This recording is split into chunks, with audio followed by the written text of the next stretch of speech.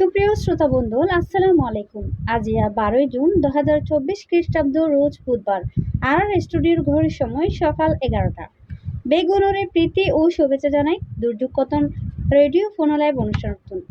আজি আমরা আলোচনা করিম কমিউনিটি ভিত্তিক দুর্যোগ প্রস্তুতি এবং ঝুঁকি হ্রাস বিষয় লয়ারে অনুষ্ঠানগুলো পরিচালিত বাংলাদেশ রেড ক্রিসেন্ট সোসাইটির দুর্যোগ ও জলবায়ু ঝুঁকি ব্যবস্থাপনা বিভাগের অধীনে আইএফআরসি, German Red Cross, Danish Red cross এবং সুইডিশ রেড ক্রসের কারিগরি সহযোগিতা ও ডিজি ইকুর আর্থিক সহায়তায় বাস্তবায়িত পাইলট প্রোগ্রামাটিক পার্টনারশিপের আওতায় প্রচারিত কমিউনিটি রেডিও নাম 99.2 নতুন। হ্যাঁ, আজি আর এই আয়োজনের মাঝে আরা দুজন অতিথিরে আমন্ত্রণ জানাই। আরা পরিচিত হইম আর অতিথি হলোর মতে আড্ডায় নেই।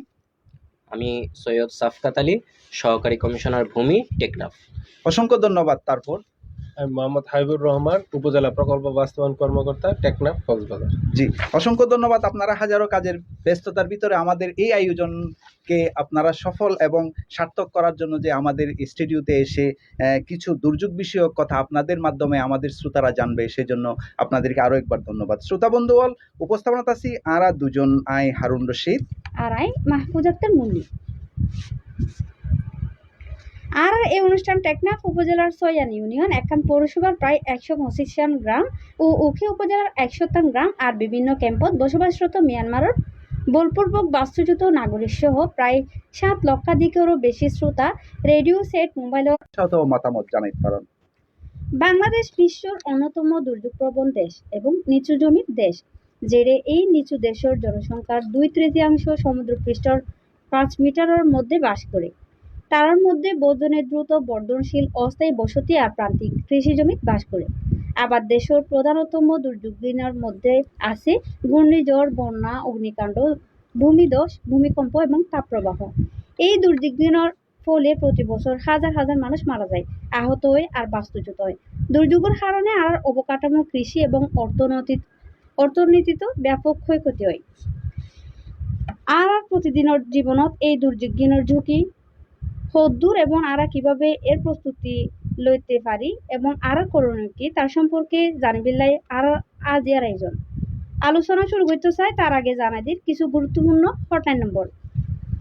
দুর্যোগের আগাম বার্তার হটলাইন নাম্বার হলো 1090। জাতীয় জরুরি সেবা হটলাইন নাম্বার হলো 999। Fire service hotline number 16163। স্বাস্থ্য বাতায়ন হেল্পলাইন নাম্বার হলো 16263। বাংলাদেশ রেড ক্রিসেন্ট সোসাইটির যেহনা সেবা কমিশনার ভূমি মহোদয় এর মাধ্যমে আরা আজিয়া শুরু করতাম। সে আরা জানি এই দুর্যোগের ভিতরে এখন অগ্নিকাণ্ড একখান দুর্যোগ হিসাবে গণ্য করছে আর সরকারে। কারণ আরা এই অগ্নিকাণ্ডের ফলে আর প্রাণ যেন হানিয়র, সম্পদরও হানিয়র। আসলে ইয়ান মানুষ্য সৃষ্ট একখান দুর্যোগ। আর হারাই আর আপন জনরে সম্পদ হারাই, এমনকি রোহিঙ্গা ক্যাম্পগিনও তো ক্ষণে ক্ষণে অনেক ধরনের দুর্যোগ এই অগ্নিকাণ্ডর ঘটনা ঘটি থাকে। ওনারা যেহেতু প্রশাসনের কেন্দ্র পর্যায়ে ওনারা হাজ করেন, যে কোনো কিছু অনরাতি অগ্রাধিকার ভিত্তিতে এড়ে যাওয়া পড়ে এবং ব্যবস্থা গ্রহণ করা পড়ে। অনর অভিজ্ঞতাটি জানতে চাইম আসলে কোন জিনিসই আগুন লাগার সম্ভাবনা বেশি থাকে। ধন্যবাদ আপনাকে। আমরা জানি যে অগ্নিকাণ্ড সাম্প্রতিক সময় অত্যন্ত গুরুত্বপূর্ণ একটি আমাদের জন্য বিষয় হয়ে দাঁড়িয়েছে। আপনারা হয়তোবা লক্ষ্য করে থাকবেন, খুব সাম্প্রতিক সময়ে ঢাকার বেইলি রোডে একটি বহুতল ভবনে এবং যেখানে অধিকাংশ দোকানই ফাস্টফুডের দোকান এবং যেখানে নিয়মিত মানুষের এবং তরুণীদের আনাগোনা হয়, এরকম একটি জায়গায় আমাদের বেশ ভালো রকমের একটি আমরা দেখেছি যে ব্যাপক ক্ষয়ক্ষতি সংঘটিত হয়। এবং এছাড়াও আমরা সাম্প্রতিক সময়গুলোতে লক্ষ্য করছি যে বিভিন্ন স্থানে এবং অগ্নিকাণ্ড ঘটছে এবং এর ভয়াবহতা অত্যন্ত বেশি। মূলত আগুন লাগার সম্ভাবনা বেশি আমাদের যেই জিনিসগুলো থেকে আমরা জানি যে যেই দাহ্য পদার্থগুলো আমাদের রয়েছে। এবং এছাড়াও আমরা যদি বেইলি রোডের ঘটনাটি দেখি, সেখানে গিয়ে অব্যবহৃত এবং মেয়াদোত্তীর্ণ বেশ কিছু গ্যাস সিলিন্ডার ছিল। তো আমাদের যেই জিনিসপত্রগুলো মূলত দাহ্য পদার্থ এবং যেইগুলোর সংস্পর্শে আসলে অগ্নিকাণ্ডটি ব্যাপক আকার ধারণ করতে পারে বা মারাত্মক আকার ধারণ করতে পারে, এই ধরনের বস্তুগুলো থেকেই মূলত আগুন লাগার সম্ভাবনাটি বেশি থাকে।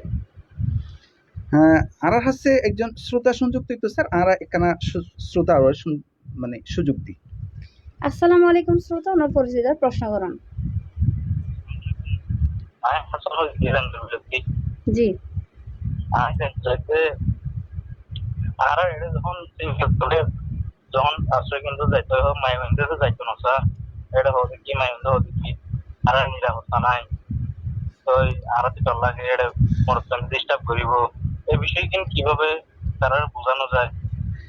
জি, অসংখ্য ধন্যবাদ শ্রোতা আর নেঙ্গর বিলুপ্তি যিবা আরলে সংযোগ হয়ে আসলে আর যেহেতু সম্প্রতি আর রেমাল নামক ঘূর্ণিঝড় আর উপকূল অতিক্রম করছে আর কিন্তু আলোচনা শুরুতেই কিন্তু আর দুর্যোগ বিষয়ের কথা কিন্তু হওয়ার কারণে হয়তো বা শ্রোতা আর সংযুক্ত হয়ে আর কিন্তু আগুন অগ্নিকাণ্ডর যে পর্যায়ে আলোচনা আছে নিশ্চয় স্যারে এই বিষয়ে একটু মতামত দিব। আসলে মেয়েরা বিশেষ করে সাইক্লোন সেন্টারে যেতে খুবই অনাগ্রহী, এই বিষয়টি আসলে আপনারা কতটুকু নজর আনেন এবং এই বিষয়ে কি কি পদক্ষেপ নেওয়া যেতে পারে? আমরা জানি যে আসলে দুর্যোগ এর সময় সকলেই মোটামুটি আমাদের একটি ভালনারেবল গ্রুপ হিসেবে চিহ্নিত হয়। তবে এই যত ধরনের গ্রুপগুলো আছে এর মধ্যে হচ্ছে নারী এবং শিশুরাই মূলত সবচেয়ে ভালনারেবল গ্রুপ। তো দেখা যায় যে অনেক সময় নিরাপত্তাজনিত কারণে হয়তো বা নারীরা সাইক্লোন সেন্টারে যেতে অসম্মতি প্রকাশ করে বা অনাগ্রহ প্রকাশ করে। তো আমরা মনে করি যে আসলে আইন শৃঙ্খলা বাহিনী এবং হচ্ছে গিয়ে গ্রাম পুলিশ তা এছাড়াও হচ্ছে গিয়ে আমাদের যে স্থানীয় জনপ্রতিনিধি সকলে সম্মিলিতভাবে আমরা যদি চাই যে আমরা নারীদের যে নিরাপত্তা সেটি আমরা নিশ্চিত করব এবং তাদের সুরক্ষার বিষয়টিকে আমরা সর্বাধিক গুরুত্ব দিব, তাহলে মনে হয় আমরা এই বিষয়টি দ্রুত সমাধান করে ফেলতে পারি। জি, অসংখ্য ধন্যবাদ। আর শ্রোতার যে পরামর্শ অথবা যে প্রশ্নগুলি আলোচনাতে ছিলাম আর আবারও একটু ফিরি যে আর অগ্নিকাণ্ডর বিষয়ে আর অগ্নিকাণ্ডর মাঝে আসলে আর এই অগ্নি নির্বাপনের বর্তমান পরিস্থিতির কি কি ব্যবস্থা আসলে পদক্ষেপ লওয়া যায় আর পারিবারিকভাবে নিজেরা অথবা আর যে সামষ্টিক যে সামাজিকভাবে আর আমরা নিজেদের ভিতরে কিভাবে আমরা উদ্যোগগুলো নিতে পারি এই অগ্নিকাণ্ডের ঘটার যে দুর্ঘটনা থেকে আমরা রক্ষা পেতে? আমাদের বর্তমান সময়ে আগুন নির্বাপনের জন্য আমাদের যে সরকার বিভিন্ন ধরনের পদক্ষেপ গ্রহণ করছে। সরকার সর্বাত্মক চেষ্টা করছে যাতে আমরা এই অগ্নিকাণ্ড মোকাবেলায় সফল হতে পারি। তবে ব্যক্তিগতভাবে আমরা যদি সকলেই সচেতন না হই তবে আমাদের জন্য আসলে এটি মোকাবেলা করা খুব দুরূহ হবে। কারণ আমরা আসলে জানি যে বর্তমান সময়ে গরমের তীব্রতার জন্য অনেকেই এসি ব্যবহার করছে। তো এই এসিগুলো আসলে ঠিক মতন মেনটেনেন্সের না কারণে অনেক সময় এসি থেকে আমাদের অগ্নিকাণ্ড যাচ্ছে, বা আমাদের বাসার যে গ্যাস সিলিন্ডারগুলো রয়েছে এগুলো যথাযথভাবে ঠিক মতন আমরা হচ্ছে গিয়ে এর তদারকি করছি না। তো আমার মনে হয় যে আমাদের মূলত যে বিষয়গুলোর দিকে আমাদের নজর দেওয়া উচিত, প্রথমেই আসবে হচ্ছে আমাদের সতর্কতা, আমাদের নিজেদের সতর্ক হওয়া, সচেতন হওয়া। এছাড়াও অগ্নি নির্বাপনের যে প্রাথমিক ধারণা এবং যেই বিষয়গুলো থেকে আমাদের অগ্নিকাণ্ড ঘটতে পারে সেই বিষয়গুলোর দিকে আমাদের দৃষ্টি রাখা। এই বিষয়গুলো আমরা সতর্ক হলেই আমরা মনে হয় এই বিষয় থেকে বের হতে পারবো।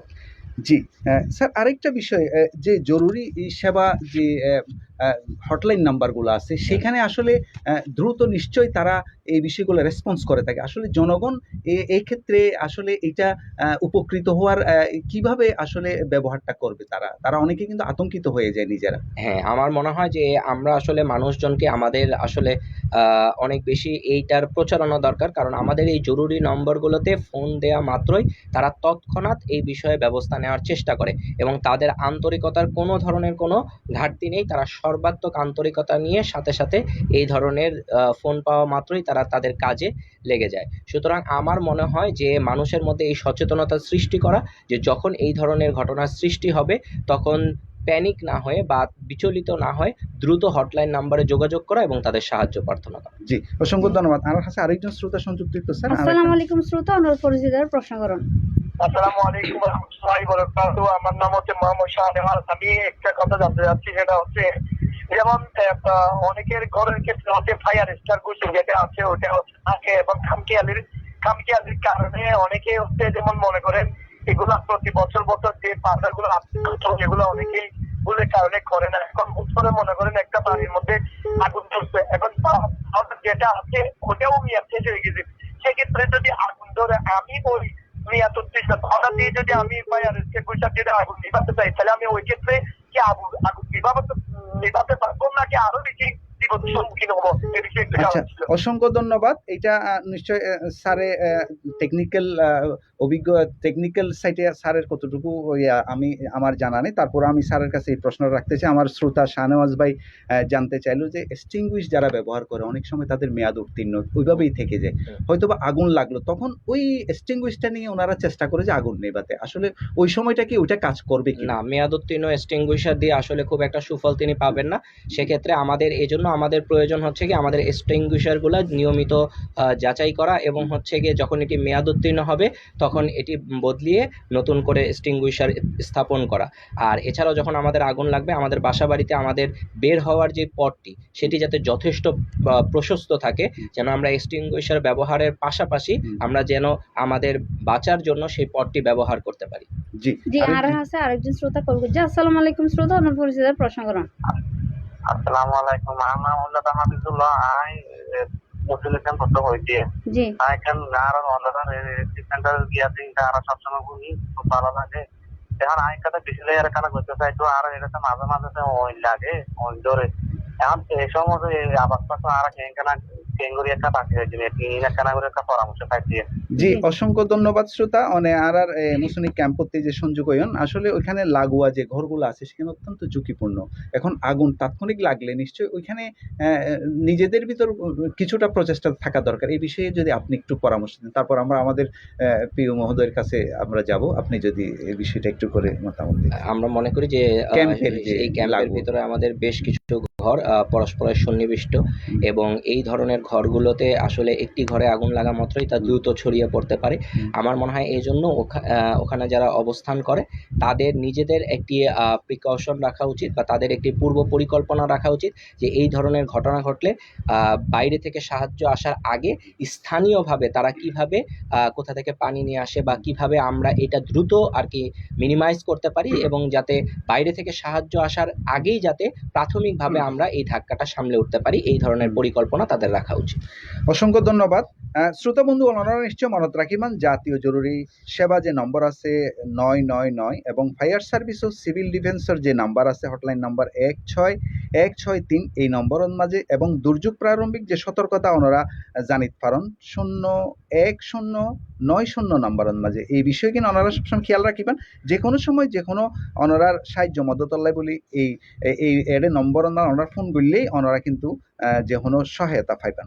তো আমরা একটু আপনার কাছে আবারও ফিরে আসবো। আমরা একটু আমাদের প্রিয় মহোদয়ের কাছে যেতে চাই। আপনাকে একটু যেহেতু আমরা দুর্যোগের একটা অগ্নিকাণ্ড নিয়ে আমরা আলোচনায় ছিলাম আমাদের সহকারী কমিশনার ভূমি মহোদয়ের সাথে, এখন আপনার সাথে একটু যেহেতু আপনি পিএও কর্মকর্তা হিসেবে যখন দুর্যোগের একটা সম্ভাবনা দেখা যায় কিন্তু আপনার কাছে চাপটা একটু বেশি আছে, বিশেষ করে ঘূর্ণিঝড়ের যে মৌসুমটা যখন শুরু হয় তখন আপনার মাধ্যমে এই কাজগুলা বিশেষ করে কন্ট্রোল রুম আমাদের সাথে এবং অন্যান্য যে মাধ্যমগুলো আছে যারা কাজ করে তাদের সাথে আপনাদের একটা কমিউনিকেশনের একটা জোরালো একটা তৈরি হয়, বন্ধন তৈরি হয়। আমি প্রথমে আপনার কাছে জানতে চাইবো যে আমাদের রেমাল যে সম্প্রতি হয়ে গেল সেখানে আপনাদের কার্যক্রমগুলো আপনারা কিভাবে আসলে এই সমন্বয়গুলো করে থাকেন, পাশাপাশি এই যে অতীতের তুলনায় যে বর্তমানে সাইক্লোন জলোচ্ছ্বাসের অনেকাংশে বেড়ে যাচ্ছে এই কারণটা আপনার অভিজ্ঞতায় আসলে কিভাবে আপনি মূল্যায়ন করবেন? ধন্যবাদ আপনাকে এবং ধন্যবাদ জানাই রেডিও নাভকে আমাকে এই বিষয়ে কথা বলার সুযোগ দেওয়ার জন্য। তো আপনি প্রশ্ন করেছেন যে অতীতের তুলনায় বর্তমানে জি সাইক্লোন বেড়ে যাওয়ার কারণ কি। জি আমরা বেড়ে যাওয়ার কারণ দেখলাম যে জলবায়ু পরিবর্তন হয়ে যাচ্ছে, সমুদ্রের স্তর বৃদ্ধি হয়ে যাচ্ছে, অপরিকল্পিতভাবে নগরায়ন হচ্ছে, পরিবেশের পরিবর্তন ঘটছে। এই বিভিন্ন কারণে আমাদের এই যে বর্তমানের যেই সিচুয়েশন এটা চেঞ্জ হয়ে যাচ্ছে, যার দরুন আমাদের এই ঘূর্ণিঝড়ের মাত্রাও এখন আগের চাইতে তীব্র থেকে তীব্রতর হচ্ছে। আমাদের গাছপালা কেটে ফেলছে, তা এই সমস্ত কারণে এই পরিবেশের বিপর্যয় ঘটছে। তবে বাংলাদেশের চাইতে অন্যান্য দেশ এই পরিবেশ দূষণের জন্য বেশি দায়ী, কিন্তু এটার কুফলটা বাংলাদেশ বেশি ভোগ করতে হচ্ছে। কারণ হলো বাংলাদেশের সর্বদক্ষিণ হলো সাগর এবং টোটাল বাংলাদেশটা হলো একটা নিচু ভূমি। এখন অন্যান্য দেশ এই পরিবেশটা দূষিত করছে, যার দরুন এই সাগরের পানি বৃদ্ধি পাচ্ছে এবং এই বৃদ্ধি পাওয়ার কারণে আমাদের এই যে সমতল যে ভূমি সেটা তলিয়ে যাচ্ছে এবং এই সমুদ্রের স্তর বৃদ্ধি পাচ্ছে। সমুদ্রের স্তর এইভাবে যদি বৃদ্ধি পেতে থাকে এবং তাহলে দেখা যায় যে অদূর ভবিষ্যতে এটা মানে বাংলাদেশ আরও ঝুঁকির দিকে দাবিত হবে। তো সম্প্রতি যেই রিমাল যেই আমাদের ঘূর্ণিঝড়টা আসলো সেটাতে টেকনাফ তথা কক্সবাজারে তেমন একটা এটার প্রভাব পড়ে নাই, কিন্তু এই রিমালে একটা আমরা যে জিনিসটা লক্ষ্য করলাম এটাতে কিন্তু পানির উচ্চতা অনেক বৃদ্ধি পেয়েছে এবং যদি আর 4 থেকে 5 ফিট পানি যদি বৃদ্ধি পাইতো তাহলে দেখা যায় যে বিশেষ করে সাবরাং যে ইউনিয়নটা এই ইউনিয়নটা মানে একদম সমতল, এটার চারপাশে বেড়িবাঁধ আছে। বেড়িবাঁধ উপসায় যদি পানি যদি ভিতরে ঢুকতো তাহলে হয়তোবা অনেক জানমালের ক্ষয়ক্ষতি হইতো। কিন্তু যাই হোক, মহান আল্লাহ তাআলার কাছে শুকরিয়া যে রিমালটা এই দিকে মুভ না করে অন্যদিকে ঠেকুপাড়া হয়ে ওদিক। এই যে যখন এই ধরনের একটা পরিস্থিতি যখন তৈরি হয় তখন আপনাদের প্রস্তুতিটা আপনারা কিভাবে মেনটেন করেন? আপনারা কমিউনিটির সাথে আপনাদের প্রশাসন এবং অন্যান্য যারা স্টেক হোল্ডার আছে, যেমন আমরা কমিউনিটি রেডিও, তারপর আপনাদের যে সিপিপি, রেড ক্রিসেন্ট, এখানে আপনারা বেসটা কিভাবে তৈরি করেন? তার আগে কিন্তু আমাদের আরেকজন শ্রোতা সংযুক্ত হতে যাচ্ছে। আসসালামু আলাইকুম শ্রোতা, অনুর পরিচিত প্রশ্ন করুন। আসসালামু আলাইকুম। ওয়ালাইকুম আসসালাম। আগে হাদিসে বলিতে আমার সময়টা আমার কথা শুনে আমার তো ভালো লাগে। আর সময় রেডু শুনে চাকরি তারা তো যখন মাঝে অঞ্চল ধরে আনা শিখা মাসে দিয়ে জি, অসংখ্য ধন্যবাদ। অনেক রেডিও শুনতে থাকুন। আর মতে যে আলী খালিদতে অনেক সংযুক্ত এনাতাল্লাহ বলে অনেক ধন্যবাদ। প্রান্তিক এলাকার মানুষের অনেক ধরনের আসলে আরা ইয়ান আলোচনা গুজিলাম, তারপরও পরে আরা আবারও এই বিষয়ে অনারারি কিছু হয়তো বা পরামর্শ আরা দিও মারার অতিথি যারা আছে তারা জি আরা যে আলোচনা আসছিলাম। ধন্যবাদ। আপনারা কিভাবে এই জিনিসটা করেন, মানে কখন থেকে আপনারা কাজগুলো শুরু করে থাকেন? যখন এটা সিগন্যাল এক শুরু হয় তখন থেকে আমরা যখন এটা অনেক দূরে থাকে তখন থেকে আমরা কিন্তু এটা পূর্বাভাস আবহাওয়া অধিদপ্তর থেকে যখন পূর্বাভাস দেওয়া শুরু হয় তখন থেকে আমরা কিন্তু অ্যালার্ট শুরু হই। মূলত কাজটা 3 নাম্বার এবং 4 নাম্বার সংকেত দিলে আমরা এটার ব্যাপকতা শুরু করে দিই। এবং এই ঘূর্ণিঝড় যে কোনোই একটা দুর্যোগকে মোকাবেলা এটা কিন্তু একার পক্ষে সম্ভব না, এটা সম্মিলিতভাবে এটা সম্মিলিতভাবে যোগাযোগের মাধ্যমেই এই জিনিসটা আমরা সঠিকভাবে মোকাবেলা করতে পারি। এর মধ্যে আমাদের উপজেলা প্রশাসন থেকে উপজেলা নির্বাহী অফিসার এটার মুখ্য ভূমিকা পালন করে এবং সর্বস্তরের সকল ডিপার্টমেন্ট, এমপি মহোদয়, উপজেলা চেয়ারম্যান মহোদয়, ইউনিয়নের চেয়ারম্যান মহোদয় সহ রেড ক্রিসেন্ট, তারপরে সিপিপি, এক কথায় মানে টোটাল বডিটা নিয়ে কাজটা চলে এবং কোঅর্ডিনেশনের মাধ্যমে, যার কারণে আমরা এটা যে কোনো দুর্যোগ আসলে এটা আমরা পূর্ব প্রস্তুতি ভালো নিতে পারি। আচ্ছা, এই ঘূর্ণিঝড়ের প্রস্তুতি কি আমাদের ক্ষয়ক্ষতি কিভাবে কমাতে পারে? আমাদের ব্যক্তি পর্যায়ে আমরা যারা পারিবারিকভাবে আমরা নিশ্চয়ই কিছু প্রস্তুতি আমাদের হওয়া দরকার। এটা আপনি একজন পিআইইউ হিসাবে নিশ্চয়ই আপনার চোখে তো অনেকগুলা দেখা, আসলে মানুষগুলা কিভাবে নিজেরা সাইক্লোন সেন্টারে যাওয়ার জন্য উদ্যোগী হয় কিনা, অথবা নিজেদের ভিতর কোনো প্রস্তুতি, এই বিষয়টা আপনাদের নজরে আসে কিনা? নিশ্চয়ই এই বিষয়টা আমাদের সরকারের নজরে আছে। আপনি জেনে থাকবেন যে যাদের জায়গা নাই এবং বাড়ি নাই তাদের কিন্তু সরকার এই টেকনাফে 523টা ঘর দিচ্ছে এবং রেড ক্রিসেন্টের মাধ্যম থেকে আমরা অনেক ঘর পেয়েছি এবং আইউমের ইন্টারন্যাশনাল এনজিও আইউমের মাধ্যম থেকে বিভিন্নভাবে আমরা ঘর পেয়েছি। এই ঘরগুলা পাওয়ার কারণে দেখা যায় তারা যে আগে জরাজীর্ণ ঘরে ছিল এখন এই ভালো ঘরে আসাতে তাদের আগে যে ক্ষতিটা হইতো এখন সেই ক্ষতিটা অনেকটাই লাঘব হয়ে যাচ্ছে। জি, আর হাসা আরেকজন শ্রোতা বলবো যে আসসালামু আলাইকুম শ্রোতা, ওনার পরিচিতের প্রশ্ন করুন। হ্যালো, আসসালামু আলাইকুম। ওয়ালাইকুম আসসালাম। আমি তানজিয়া বলতেছি। জি, দুর্যোগের ব্যাপারে বলতে চাই আর কি। হ্যাঁ জি, ওনার প্রশ্ন করুন। আরো অতিথি আছে। জি, মাঝে মাঝে বন্ধ হয়, তারপরে জলবান বেশি হয়, তো এই দুর্যোগ সামলানোর হয় আচ্ছা, অসংখ্য ধন্যবাদ শ্রোতা। আমার মনে হয় শ্রোতা একদম একদম আমাদের প্রান্তিক এলাকার মানুষ। অনেক সময় দেখা যায় অতিবৃষ্টির কারণে পানি জমে যায়। আসলে এটা তো আমাদের নিজেদেরও অনেকগুলা আমাদের পরিকল্পনার অভাবে, যেমন আমরা ভিটা বাড়িতে ঘর বাড়ি নতুন তৈরি করার সময় এই বিষয়গুলো নিশ্চয়ই আমরা নজরে রাখি না। আপনি যদি সে বিষয়ে একটু পরামর্শ দিতেন, আমরা যখন নতুন ঘর বাড়ি তৈরি করার সময় যখন আমরা কোন কোন বিষয়গুলো আমাদের খেয়াল রাখা দরকার। অর্থাৎ ওনার এটা হলো যে আমার মনে হয় এই যে বন্যা টন্যা হচ্ছে, আগে কিন্তু এই ধরনের দেখা যেত না, পানি জলাবদ্ধতা, এই বিষয়টি এখন গ্রামে গঞ্জেও হচ্ছে, এখন শহরে যেমন হচ্ছে গ্রামও হচ্ছে এখন পানিটা। এই বিষয়গুলো আমরা কি খেয়াল রাখতে পারি? এই বিষয়টার ক্ষেত্রে খেয়াল যেটা রাখতে পারি, আমাদের যে বাড়িঘর নির্মাণের ক্ষেত্রে জি। সরকার যেই নীতিমালা তৈরি করেছে, সেই নীতিমালার আলোকে যদি আমরা ঘরবাড়ি তৈরি করি, জি তাহলে কিন্তু আমাদের এই ঝুঁকিটা হওয়ার সম্ভাবনা খুবই কম। আমাদের সম্প্রতি কিছুদিন পূর্বে মহাপরিচালক মহোদয় হুম, একটা বক্তব্যে স্যার বলেছে যে এই যে অপরিকল্পিত নগরায়নের কারণে হুম, যদি বড় ধরনের একটা ভূমিকম্প হয়, তাহলে মানুষ এই হুম, ভূমিকম্প হলে বাড়িঘর ভেঙে রাস্তা বন্ধ হয়ে যাবে। দেখা যায় যে ভূমিকম্পে যতটুকু ক্ষতি না হবে, মানুষের সাথে মানুষের যে পরবর্তীতে যে যোগাযোগ ব্যবস্থা, সেই যোগাযোগ ব্যবস্থাটা বিচ্ছিন্ন হয়ে যাওয়ার কারণে মানুষ আরো বেশি মারা যাবে। তো সেই ক্ষেত্রে করণীয় হলো আমাদের যেই বাড়িঘরের জন্য যে নীতিমালা করা আছে, সেই নীতিমালা অনুযায়ী যদি আমরা রাস্তার জন্য জায়গা এবং রাস্তা থেকে যতটুক দূরে বাড়ি নির্মাণ করার কথা, হুম। এই সমস্ত জিনিসগুলা যদি ফলো করি, তাহলে আমাদের এই দুর্যোগটা মানে কমানো যাবে। অসংখ্য ধন্যবাদ। আমার কাছে আরেকজন শ্রোতা সংযুক্ত হতে চাই। আসসালামু আলাইকুম শ্রোতা, অনুর পরিচয়ে প্রশ্ন করুন। ওয়ালাইকুম সালাম। জি জি। আজি স্যার দেখি রাতে বেশি ভালো লাগে, ফেসবুক মাঝে চাই স্যার লাইভ আছি।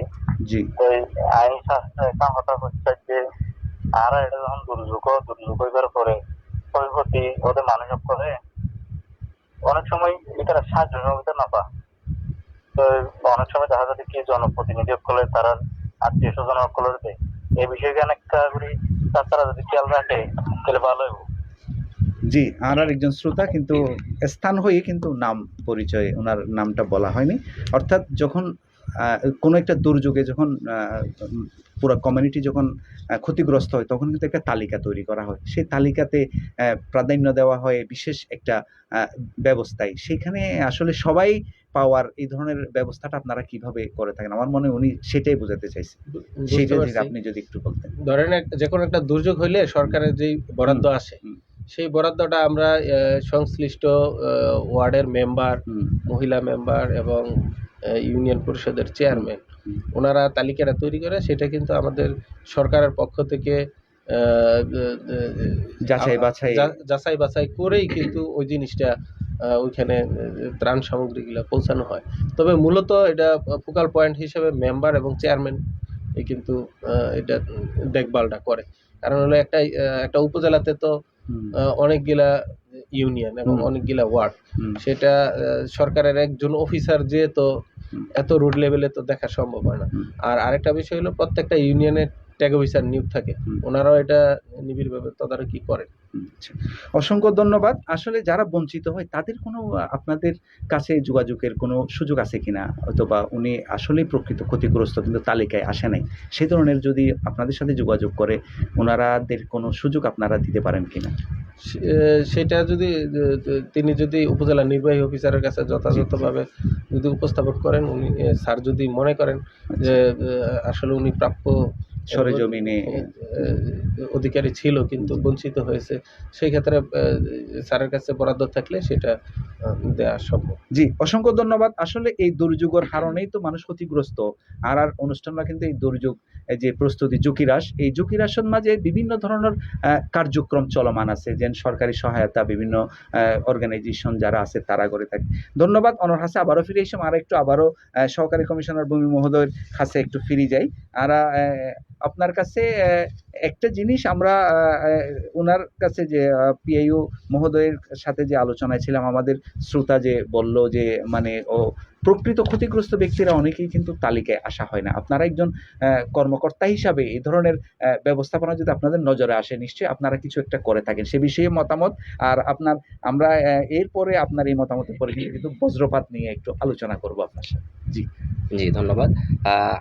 আমাদের পিআইও মহোদয় উনি যে বিষয়টি আপনাদেরকে বলল, অর্থাৎ এটি আসলে জনপ্রতিনিধিরা অত্যন্ত, আমি বিশ্বাস করি যে অন্তত আন্তরিকতার সাথে এই তালিকাটি করার চেষ্টা করে। তবে কোনো কারণে হয়তো বা প্রকৃতপক্ষে যে এর প্রভাবে এর প্রভাবগ্রস্ত তিনি হয়তোবা 1-2 জন বা 3-4 জন এরকম হয়তোবা হতে পারে যে তারা হয়তোবা তালিকা থেকে বাদ পড়তে পারে। সেক্ষেত্রে আমার মনে হয় এরকম প্রকৃত বঞ্চিত যদি কেউ থাকে, তিনি যদি উপজেলা নির্বাহী অফিসারের সাথে দেখা করে এবং একটি আবেদন দেন, সেক্ষেত্রে আমাদের উপজেলা নির্বাহী অফিসার স্যার অবশ্যই জনপ্রতিনিধি এবং চেয়ারম্যান মহোদয়ের সাথে কথা বলে তাদের জন্য একটি ব্যবস্থা করবেন, এবং এটি সবসময় করা হয়ে থাকে। জি, অসংখ্য ধন্যবাদ। আরা নিশ্চয়ই এই বিষয়গান আরা যারা ফোনের তারা অবশ্যই মনে রাখিবেন, যদি ওনারা প্রকৃত ক্ষতিগ্রস্ত হয়ে থাকেন এইসব প্রাকৃতিক দুর্যোগের কারণে, তাহলে ওনারা যদি কোনো কারণে তালিকাও যদি ওনারা নয়ায়ন, তাহলে ওনারা নিজেরার উদ্যোগে মানে আর যে ইউনো মহোদয় আছে, ইউনো মহোদয়ের বরাবরে যদি ওনারা যোগাযোগ করেন, ইয়ান যদি তদন্ত করি, নিশ্চয়ই ওনারাও তালিকার না যাইবেন। তো শ্রোতা বন্ধু অসংখ্য ধন্যবাদ। ওনারা যে আরার কাছে এই বৃষ্টি ভেজা দিনের মাঝে ওনারা যার যার জায়গার মাঝে আর এই রেডিও অনুষ্ঠান শুনতে লাগবেন। আর আবারও ওনারা ধন্যবাদ জানান, ওনারা যে অনেক কষ্ট করে আর যে প্রান্তিক এলাকার মানুষ আর এই যে অনুষ্ঠানের সংযোগ অনে তোলে। আর একটু সহকারী কমিশনার ভূমি মহোদয়ের কাছে এবার একটু আলোচনা করতাম সে বজ্রপাত। এই বজ্রপাত নিয়ে কিন্তু অনেক ধরনের গুজব আছে, বিশেষ করে গ্রামে গঞ্জে এইটাকে বলা হয়, এইটাকে অনেকভাবে সংজ্ঞায়িত করা হয়। আসলে এইটা প্রাকৃতিক দুর্যোগ হিসাবে এই যে বিবেচনা করার কারণটা কি, এবং এই যে এই বজ্রপাতের সময় আমাদের করণীয়টা কি? জি, ধন্যবাদ। আপনারা জেনে থাকবেন যে আসলে সাম্প্রতিক সময়ে বজ্রপাতকে আমাদের দেশে একটি দুর্যোগ হিসেবে চিহ্নিত করা হয়েছে। জাতিসংঘের একটি তথ্য মতে প্রতি বছর বাংলাদেশে গড়ে 300 মানুষ বজ্রপাতে মারা যায়। যদি আমি মার্কিন যুক্তরাষ্ট্রের সাথে তুলনা করি, তাহলে মার্কিন যুক্তরাষ্ট্রে এই সংখ্যাটি মাত্র 20 জন। মার্কিন মহাকাশ গবেষণা সংস্থা নাসার একটি তথ্য অনুযায়ী বাংলাদেশ বজ্রপাতের অন্যতম প্রধান একটি হটস্পট, আর এই কারণে বাংলাদেশে এই মৃত্যুর কারণটা বেশি। আর বাংলাদেশে আমরা যদি বলি যে বাংলাদেশের অঞ্চলসমূহের মধ্যে সবচেয়ে বেশি বজ্রপাত হয়ে থাকে সিলেটে, এবং মূলত এপ্রিল-মে মাস বা বৈশাখ মাসে আমরা দেখি যে এই বজ্রপাতের আশঙ্কাটি বা বজ্রপাতের প্রভাবটি সবচেয়ে বেশি। আপনারা হয়তোবা জেনে অবাক হবেন যে পৃথিবীতে প্রতি সেকেন্ডে কোথাও না কোথাও প্রায় 100টি করে বজ্রপাত হয়। তো বজ্রপাত আসলে একটি খুবই নিয়মিত ঘটনা। তবে আমাদের দেশে সাম্প্রতিক সময়ে বজ্রপাতে মৃত্যুর হার এটি বেড়ে চলেছে, কারণ আমরা যেটি বললাম যে আমাদের বজ্রপাতের অন্যতম একটি হটস্পট হচ্ছে বাংলাদেশ। তো বজ্রপাতের ক্ষেত্রে আমাদের বেশ কিছু বিষয় যদি আমরা খেয়াল রাখতে পারি বা এগুলোর দিকে যদি আমরা সজাগ দৃষ্টি রাখতে পারি, তাহলে বহু অংশে আমরা বজ্রপাতের ক্ষয়ক্ষতি থেকে বাঁচতে পারবো। তো আমার মনে হয় যে বজ্রপাতের সময় খোলা মাঠে বা খোলা স্থানে না যাওয়া, এটি আমাদেরকে অবশ্যই খেয়াল রাখতে হবে, কারণ খোলা স্থানে থাকলে আমাদের বজ্রপাতটি সরাসরি আমাদেরকে আঘাত করতে পারে। দ্বিতীয় আরেকটি বিষয়, সেটি হচ্ছে গিয়ে যে পানির কাছাকাছি না থাকা, কারণ আমরা জানি যে পানি হচ্ছে গিয়ে বিদ্যুৎ সুপরিবাহী, এবং এই পানি বিদ্যুৎ সুপরিবাহী হওয়ার কারণে আমরা যদি পানির কাছাকাছি থাকি তাহলে বজ্রপাতের দ্বারা আমরা ক্ষতিগ্রস্ত হতে পারি। আমরা যদি মোটর সাইকেলে থাকি তাহলে আমাদের দ্রুত কোনো নিরাপদ স্থানে চলে যাওয়া উচিত। এছাড়াও আমরা বজ্রপাতের সময় মোবাইল ফোন ব্যবহার না করা ভালো, তবে আমরা চাইলে মোবাইল ফোন ব্যবহার করতে পারি, তবে আমাদের মাথায় রাখতে হবে আমাদের যে ল্যান্ড ফোন রয়েছে এটি যাতে আমরা একেবারেই ব্যবহার না করি, কারণ এটি তার দিয়ে সংযুক্ত থাকে। আর আমাদের বাড়ির যে সকল ইলেকট্রনিক জিনিসপত্র রয়েছে, অর্থাৎ টিভি, ফ্রিজ, এগুলো আমাদের মূল কানেকশন থেকে প্লাগ খুলে রাখাই আমাদের জন্য বেটার। আর আমরা যদি ফাঁকা মাঠে থাকি তাহলে সেক্ষেত্রে আমাদের করণীয় হচ্ছে মাথা চেপে বসে পড়া, তবে এক্ষেত্রে খেয়াল রাখতে হবে আমরা যেন মাটিতে শুয়ে না পড়ি। আর আমরা যদি গাড়িতে থাকি তাহলে সেক্ষেত্রে আমাদের করণীয় হচ্ছে গাড়ির জানলাগুলোকে বন্ধ করে দেওয়া, কেননা গাড়ি একটি ধাতব যে পদার্থগুলো রয়েছে এগুলো অত্যন্ত বিদ্যুৎ সুপরিবাহী। সুতরাং গাড়িতে যদি বজ্রপাত হয় তাহলে সেক্ষেত্রে আমাদের ধাতব পদার্থের মধ্যে দিয়ে বিদ্যুৎ পরিবাহিত হতে পারে এবং সেই ইলেকট্রন মাটিতে চলে যেতে পারে। তাই আমাদের মনে হয় যে গাড়িতে বসে থাকা অবস্থায় আমাদের খেয়াল রাখতে হবে আমরা যেন কোনো ধরনের ধাতব পদার্থ না ধরি। অসংখ্য ধন্যবাদ আপনার কাছে। আমরাও অনুষ্ঠানের প্রায় শেষ পর্যায়ে চলে আসতেছি, আপনার কাছে আবার একটু আসবো। আমরা একটু পিআইও মহোদয়ের কাছে যেতে চাই। আমাদের এই অঞ্চলে সাইক্লোনের পাশাপাশি কিন্তু আমাদের আরও একটি আমাদের দুর্যোগের মুখোমুখি আমরা হই। বিশেষ করে অনেক জনগোষ্ঠী কিন্তু পাহাড়ে বসবাস করে, বিশেষ করে সেখানে ভূমিধস হয়। আসলে এই ভূমিধসের কারণ এবং এই ভূমিধসটা আসলে আপনারা কিভাবে আপনারা এই বিষয়গুলোকে নজরে আনেন এবং কোন পর্যায়ে হলে আসলে ভূমিধসটা হয়ে থাকে? ধন্যবাদ আপনাকে। আমাদের টেকনাফের যেই পাহাড় আছে এটা এটা কিন্তু রিজার্ভ পাহাড়। মূলত এই পাহাড়ে কিন্তু জনবসতি থাকার কথা না, কিন্তু জি। তারপরও জি জনবসতির দেখা গেছে যে প্রচুর জনবসতি এখানে আছে। তার মধ্যে জি। আপনার নীলা ইউনিয়ন এবং হোয়াইকং ইউনিয়ন, বাহারছড়া ইউনিয়নে প্রচুর জনবসতি পাহাড়ে বসবাস করতেছে। তো পাহাড় ধসটা হয় মূলত মেন কারণ হলো অতিবৃষ্টির কারণে। অতিবৃষ্টির কারণে এই পাহাড়ের যে মাটিটা সেটা সরে যায়। আর আরও একটা কারণ হইলো যেহেতু মায়ানমার থেকে বাস্তুচ্যুত জি বাস্তুচ্যুত যে লোকজন এখানে জনগোষ্ঠী, আসার রোহিঙ্গা আসার- জনগোষ্ঠী রোহিঙ্গা জনগোষ্ঠী সাময়িক আশ্রিত অবস্থায় আছে। সাময়িক আশ্রিত অবস্থায় আমাদের এই টেকনাফে এবং উখিয়াতে আছে। জি ওনারা দেখা যায় যে অনেক সময় পাহাড়ের ভিতরে যে যে গাছপালা আছে গাছপালা কেটে ফেলে হুম, এবং বর্তমানে যে স্থানীয় যে জনগণ আছে জি তাদেরও জায়গা জমির সংকট হওয়ার কারণে তারা পাহাড়ে গিয়ে বসবাস করে। পাহাড়ে গিয়ে বসবাস করলে তারা মাটি কেটে ফেলে, তারপর এই গাছপালা কেটে ফেলে। এই সমস্ত এই গাছপালা এবং মাটি কেটে ফেলার কারণেই কিন্তু এই অতি বর্ষণের ফলে এই পাহাড় ধসটা আমাদের দেশে আমাদের এই টেকনাফে এটা বেশি হয়। আরও পাহাড় ধস হয় ভূমিকম্প হইলে। হ্যাঁ, আর আর মানবিক কার্যকলাপ তো বললামই যে মানবিক জি বিভিন্ন রাস্তাঘাট অপরিকল্পিতভাবে যদি রাস্তাঘাট তৈরি করে, যেহেতু ভিতরে গিয়া জনগণ বসবাস করে, তারা নিজেরাই দেখা যায় যে রাস্তাঘাট তৈরি করে। তো এই ক্ষেত্রে যে বন বিভাগের লোকজন যদি আরো সজাগ সচেতন হয়, জি সেই ক্ষেত্রে এই পাহাড়ের যেই ক্ষতি হচ্ছে সেটা কমিয়ে আনা যাবে। জি অসংখ্য ধন্যবাদ। আমরাও কিন্তু অনুষ্ঠানের একেবারে শেষ পর্যায়ে চলে আসছি। আবারও একটু আমরা সহকারী কমিশনার ভূমি মহোদয়ের কাছে যেতে চাই। আমাদের শ্রোতাদের জন্য কোনো পরামর্শ আছে কিনা এই দুর্যোগকালীন সময়ে? কিন্তু সামনে যে বর্ষাকাল, আমাদের অনেকগুলা হয়তো বা আরও ঘূর্ণিঝড়ের এই মুহূর্তে আমাদের সিঙ্গেল না থাকলেও হয়তো বা ভবিষ্যতে হবে না যে এমন কোনো ইয়ে নাই, কারণ এগুলো হয়তো দুর্যোগের সাইক্লোনের যে মৌসুম। আমাদের শ্রোতাদের জন্য আপনার কোনো পরামর্শ আছে কিনা? পাশাপাশি আপনার কোনো মেসেজ যদি থাকে, যেহেতু আপনি যেহেতু একটা এখানে দায়িত্বে আছেন, সহকারী কমিশনার ভূমিতে আপনি দায়িত্বে আছেন, আপনাদের এখন আমরা জানি আমাদের এই সম্প্রচারিত হয়েছে, আপনাদের সেবা সপ্তাহ চলছে, এ বিষয়ে একদম প্রান্তিক এলাকার মানুষের জন্য কোনো মেসেজ আছে কিনা? ধন্যবাদ। আমরা জানি যে আমাদের আসলে ভৌগোলিক অবস্থানের কারণেই বাংলাদেশ আসলে দুর্যোগ প্রবণ একটি দেশ। নানা ধরনের দুর্যোগ আমাদেরকে প্রতিনিয়ত আঘাত করে চলছে। তবে আশার বিষয় হচ্ছে আমরা যদি সারা বিশ্বের দিকে তাকাই তাহলে সারা বিশ্ব বর্তমানে এক বাক্যে স্বীকার করে নেয় যে মাননীয় প্রধানমন্ত্রী শেখ হাসিনার নেতৃত্বে বাংলাদেশ কিন্তু দুর্যোগ মোকাবেলায় অন্য সকল দেশের তুলনায়, এমনকি উন্নত দেশের তুলনায় রোল মডেল হিসেবে কাজ করে। তো আমাদের দুর্যোগ প্রতিরোধে প্রশমনে আমাদের কোনো স্তরে আন্তরিকতার সরকারের পক্ষ থেকে কোনো ঘাটতি নেই এবং আমাদের সব ধরনের উন্নত ব্যবস্থা রয়েছে। তবে আমাদের শুধুমাত্র মানুষের প্রতি আমার যে আহ্বানটি থাকবে তারা যেন নিজেরা দায়িত্বশীল এবং সচেতন আচরণ করে। কারণ আমরা দেখতে পাই যে আমাদের দুর্যোগ যদিও একটি অনিবার্য বিষয়, কিন্তু দুর্যোগের যে ভয়াবহতা এটি মারাত্মক আকার ধারণ করার কারণ মূলত মানুষের অসচেতনতা এবং দায়িত্বহীনতা। তো আমি মনে করি মানুষ যদি দায়িত্বশীল এবং সচেতন হয় তবে আমরা এই দুর্যোগ যদিও আমাদের দুর্যোগ সংঘটিত হয় সেক্ষেত্রে এটি এত বেশি আমাদেরকে প্রভাব বিস্তার করতে পারবে না।